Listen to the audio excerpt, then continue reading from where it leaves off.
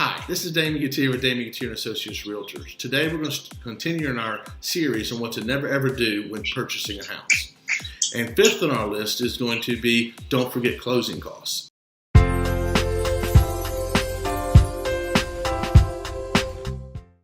And I hate the word closing costs because closing costs is actually the wrong word. It should be cost to close. Closing costs is defined in our contract points, prepaids. Closing costs in are your closing costs, the attorney fees, the survey fees, the settlement fees, your interest. Those are closing costs. Your prepaids, your taxes, your insurance are not closing costs.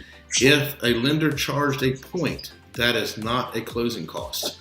So those things are actually cost to close and not closing costs. So when you get a quote from a lender and the lender says that the cost to close is going to be $6,000, and then you get one from another lender that says your closing costs are $3,000, they're not that far apart. One is quoting you what actual closing costs are. That is not the money you need to close. The other is quoting everything. So when you're comparing good faith, when you're comparing mortgages, you need to ask, what are my total costs to close? Forget closing costs, because there's a ploy that some lenders use to get you to sign with them, and then the truth comes out later.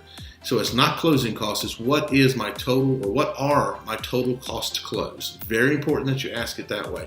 And in our market, under 200,000, you're typically looking at about 4%, 3.75, 4%. The lower you go in price, the higher percentage closing costs are, because the fixed costs don't change. And the more expensive the house is, the lower the fixed costs are percentage-wise. But if you have any questions about this, I work with an outstanding lender, Joel Balsley. He'll be happy to talk to you. I'll be happy to help you out. Reach out, contact information down below. Thanks.